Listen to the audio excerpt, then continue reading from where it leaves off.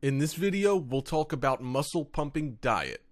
High protein diets such as Zone, Atkins, and Sugar Busters have come and gone for decades, their popularity rising and falling like waves in the ocean. While high protein diets do usually lead to weight loss, they may be unbalanced meal plans that sometimes restrict entire food groups and fail to meet humans' essential needs for vitamins, minerals, and fiber. However, that doesn't have to be the case. Several studies comparing high-protein, low-carbohydrate diets with high-carbohydrate, low-protein diets found high-protein diets to be just as effective and sometimes even more effective. Did you know that protein is one of the nutrients along with carbohydrate, fat, vitamins, minerals, and water? The source of all of these nutrients is good. Some food contains much higher amounts of specific nutrients than others, and sometimes we refer to certain foods as protein food. It's important to realize that all food contains more than one nutrient, and most food contains substantial amounts of several nutrients. For example, meat, which is a good source of protein, carbohydrates, fat, riboflavin, and calcium. Protein is an essential nutrient. There is no life without protein. Protein is contained in every part of your body: the skin, hair, blood, body organs, eyes, even fingernails and bone. So why exactly is protein so important? Protein has a critical physiological function. It is primarily used in the body to build, maintain, and repair body tissues. In the event that protein intake is greater than that required by the body for this primary function, excessive protein is converted to energy for immediate use or stored in the body as fat. Protein energy will be used only after other energy sources, carbohydrates and fat, are exhausted or unavailable. Protein is available from both animal and plant sources. The typical US diet is a mixture of protein sources. Variety and choices will provide an adequate diet. The following are some examples of protein content in some typical food. 3 ounces of chicken contains 20 grams of protein. 3 ounces of ground beef contains 21 grams of protein. 2 ounces of pork chop contains 15 grams of protein. 3/4 of a cup of beans contains 11 grams of protein. 2 tablespoons of peanut butter contains 8 grams of protein. 1/2 cup of soybeans contains 10 grams of protein. And if you're wondering about the protein serving size, here's some references. 1 ounce of meat is equal to the size of a matchbox. 3 ounces of meat is equal to the size of a deck of cards. 1 ounce of cheese is equal to the size of 4 dice or 1 slice. 2 tablespoons of nut butter is equal to the size of a ping pong ball. The amount of protein needed varies for different age groups, size, and growth stages. Even though an adult has achieved maximum growth, protein is required for maintaining body tissues. Periods of growth, including infancy, childhood, and pregnancy, increase the protein need to provide building materials.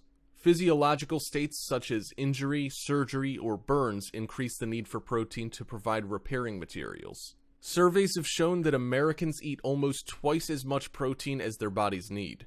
This is probably because of ample supplies of high-quality protein and a preference for meat and other animal sources of protein. Food consumption surveys show an average protein intake of approximately 100 grams per day. About 70% of the protein is from animal products. The total protein intake supplies 12% of the total calories. Even with average intakes which are high, some segments of our population may have marginal protein intakes, including low-income, elderly, and pregnant and lactating women. In less developed countries, the protein deficiency disease kwashiorkor is seen in growing children. Now, let's talk about protein powder.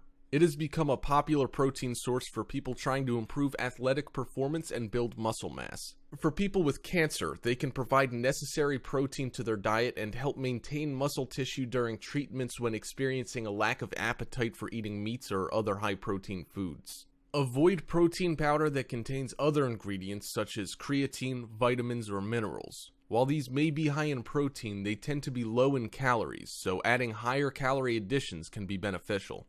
Did you know that whey protein concentrate is very common and the most affordable form of whey protein? It does contain some lactose.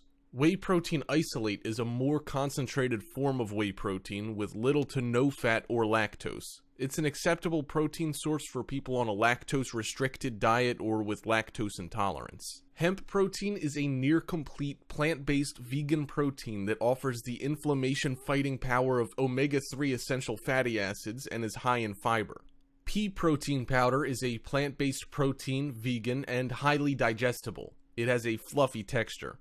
Soy protein powder comes in either soy protein isolate or soy protein concentrate. Compared to dairy-based protein powders, soy protein powders do not dissolve as well, may have a beany taste, and can cause gas for people sensitive to soy sugars.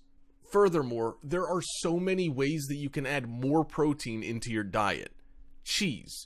Melt your cheese on sandwiches, breads, tortillas, hamburgers, hot dogs, other meats or fish, vegetables, eggs, or desserts such as stewed fruits or pies. Or you can grate it and add it to soups, sauces, casseroles, vegetable dishes, mashed potatoes, rice, noodles, or meatloaf. Cottage cheese or ricotta cheese. Mix with or use with fruits and vegetables. Add them to casseroles, spaghetti, noodles, and egg dishes such as omelets, scrambled eggs, and soufflés. Milk or soy milk. Use in beverages, cooking, hot cereals, soups, cocoas, and puddings in place of water. Dry milk powder.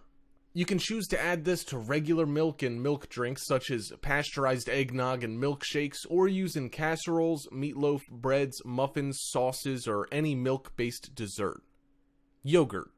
Add yogurt to cereals, fruits, gelatin, and pies, or you can blend or whip with soft or cooked fruits. You can even sandwich ice cream or frozen yogurt between pound cake, cookies, or graham crackers. Eggs. Add chopped, hard-cooked eggs to salads and dressings, vegetables, casseroles, and meat salads. Add extra eggs or egg whites to quiches, pancakes, and French toast. Add extra egg whites to scrambled eggs and omelets. Egg whites are a great way to add more protein without saturated fat or cholesterol. Nuts, seeds, wheat germs, and oats. In fact, there are several ways to add them into your diet. You can sprinkle them on fruit, cereal, ice cream, yogurt, vegetables, salads, and toast as a crunchy topping, or you can blend them with parsley, spinach, herbs, and cream for a noodle, pasta, or vegetable sauce. Meat and fish. Add chopped, cooked meat and fish to vegetables, salads, casseroles, soups, or sauces. You can use them in omelets, sandwich fillings, and chicken stuffing. We all know that a high-protein diet is good for muscle building. However, please do not take excessive protein. Excessive intake of protein will lead you to certain health risks. Some of the examples of health risks include ketosis, colorectal cancer, heart disease, and kidney disease. In addition, there are certain types of protein that you need to take note of. Fat. Although research has shown that high-protein diets produce positive effects on blood glucose and blood lipid levels by decreasing circulating insulin, reducing triglycerides, and raising HDL levels, there is minimal effect on LDL levels. It's important to remember that even with an emphasis on lean protein, this type of diet is still higher in total fat, saturated fat, and cholesterol than lower protein, high carbohydrate diets, and long-term effects remain unknown. Red meat. High-protein diets tend to be heavy on red meat. Even though data is inconclusive, high intakes of both red meat and processed meats, particularly if cooked at high temperatures, have been linked to an increased risk of diverticulitis in men. Calcium. Since high-protein diets are directly related to a higher output of urinary calcium, researchers in the 1990s concluded that high-protein intakes had an adverse effect on bones. We now know that's not the case. If accompanied by adequate calcium, about 3 servings of low-fat dairy per day or the equivalent, high-protein diets can not only increase calcium uptake, absorbing as much as 25%, but also enhance bone health, preserving bone even during weight loss, according to a 2008 Journal of Nutrition study.